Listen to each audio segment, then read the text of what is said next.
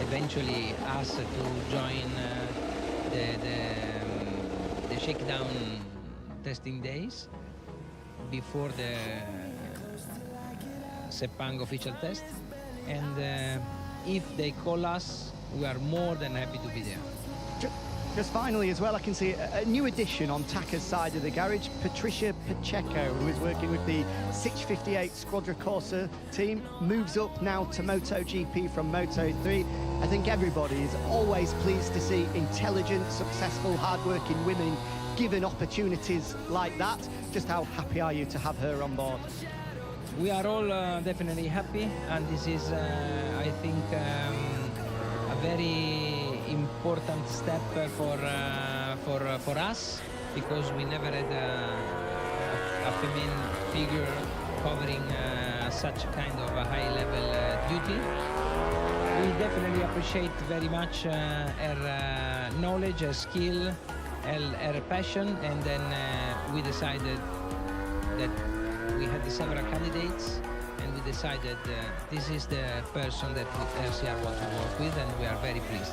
Was she nervous this morning?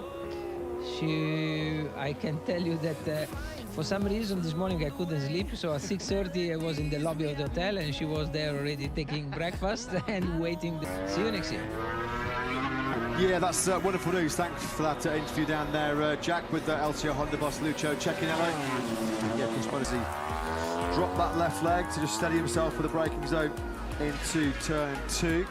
Mixed fortunes on day 1 of 2024 for the Factory Aprilia team, because in just the last few moments, Maverick Vinales has gone top with a 1:29.807. At the other end, though, of the timing screens, unfortunately having completed just 17 laps. Aleix Espargaro, of course, we remind you, his contact after he was hit by Miguel Oliveira on the first lap of the Tissot Sprint in Qatar.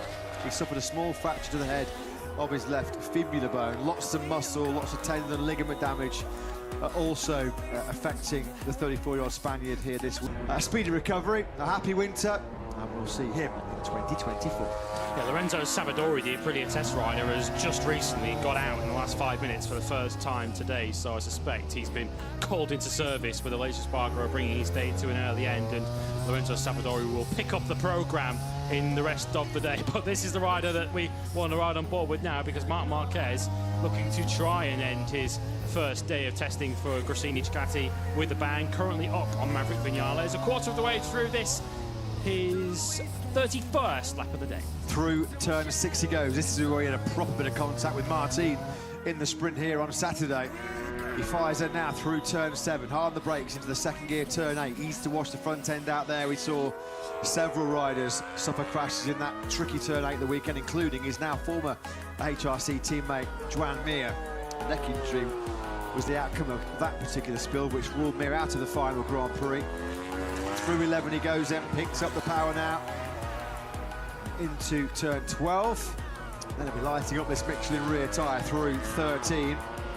He's been a few times acceleration of the Ducati grunt. He sets himself up for a good run into the first corner, a good charge through that first sector. Maverick Vinales is top, but maybe for not much longer, because look at this. On the bottom of your screens, Raul Fernandez for the Aprilia Racing team at the moment on course to wrestle back top spot. It's Raul Fernandez on circuit who we need to be looking at. Yeah, here we do, pick him up right on cue into the final corner. Comes RF25.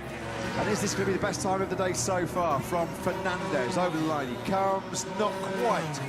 A 1:29.824. And that is, well, he was only 1/1000 of a second behind Maverick Vinales. Anyway, tight at the top between two of our remaining Aprilias out there. Yeah, at the moment we have 5 riders out on track, along with Raul Fernandez. We have Lorenzo Savadori, Cal Crutchlow, Augusto Fernandez and Marc Marquez. Alex Marquez has just joined Marc out on track.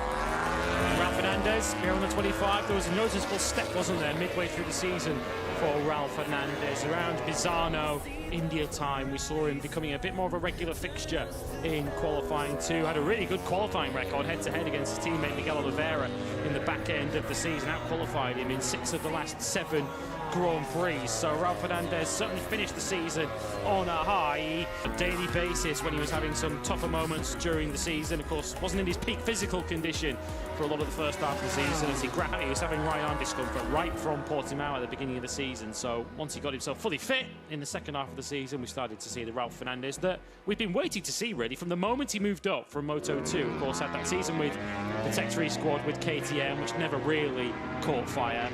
We were starting to see in the back end of this season signs of the Ralph Hernandez that we thought we would see in MotoGP. Got to stand up and deliver next season, no question. Otherwise, you do fear that his seat may well be pretty vulnerable when you look at the likes of riders in Moto2 that are going to be looking to make the step up to MotoGP in 2025. Fermin Aldeguer leading that list, of course, the Spanish teenager that finished 2023 in simply stunning fashion. Just the second rider in Moto2 history after Tony Elias in the first ever Moto2 league. But yeah, Fernandez, it's going to be Tony Arbolino who's going to be looking to move up to 2025. British Jake Dixon will certainly be hoping for a strong season in Moto2 next year to fulfil his Premier Class aspirations. Aguirre will certainly be looking for a return to prominence after his injury ravaged in 2023. Fernandez comes over like this one, he does make count. 10th of a second clear of Maverick Vinales. It's not just Ralph Hernandez who'll be looking over his shoulder next year in terms of his potential place in MotoGP. Quite a few riders with contracts up at the end of next season. Though this year proved that never predict anything as far as the silly season is concerned in MotoGP. We discussed it briefly this morning in terms of we did not expect to be arriving at this scenario. We thought at many parts of this season it was going to be one of the quietest silly seasons of all time, and all of a sudden midway through the year it caught a light, and as mentioned, just when we thought the silly season had reached its silliest, it got even worse. Well, Fermin Aldeguer will come back to the young man who was really pulling up trees at the end of the Moto2 World Championship campaign. He's already been clearly tapped up by Pramac Ducati. There was just somewhat curtailed Aldeguer's interest in that particular seat, but Prima Pramac Racing are clearly sensing a chance to seize the initiative here.